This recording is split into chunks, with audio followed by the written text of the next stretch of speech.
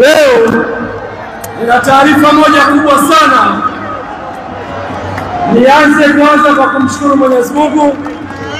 Najua tumepita katika kipindi kigumu kidogo, lakini sisi tumesimama imara kwenye mstari wetu na tumefanya maamuzi sahihi kwa ajili ya klabu yetu. Leo tumekwenda kuvuka kwenda kwenye hatua ya makundi. Tuwapigie makofi wachezaji wetu, technical staff yetu na uongozi kwa maamuzi mazuri. Mheshimiwa Rais Daktari Samia Suluhu Hassan, tumeipokea zawadi yako na sisi kama wananchi tunakuhakikishia kwamba tutakwenda mbali zaidi. Tumefanya maamuzi sahihi na leo, usiku wa leo, Young Africans itatambulisha kocha bora kutoka Ulaya.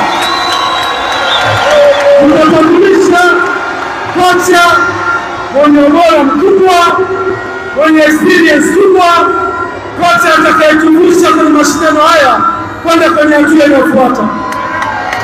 Habari nzuri inakuja kwa wananchi, na leo tutamtambulisha usiku huu kama zawadi kwenu kwa kutuunga mkono katika wakati mkubwa. Yanga! Tunaye mdhamini wetu Ghalib Said Mohamed, tupigie makofi yuko Liboni. Na yeye amekuwa ni nguzo kubwa kwenye maamuzi ya klabu yetu. Tunakushukuru sana na Mungu akubariki.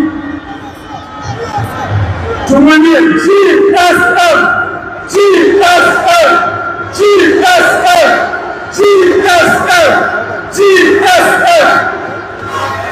Tunakushukuru sana.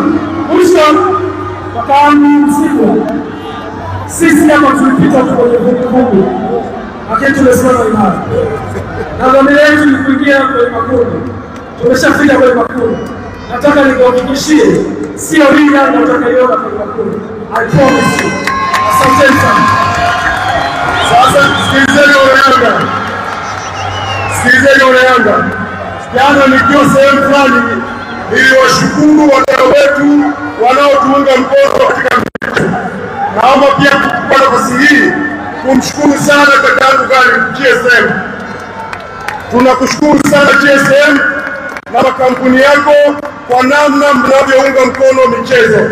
Mnatusaidia sana. Leo hii vijana wa Tanzania wanaona thamani ya mpira wanaocheza.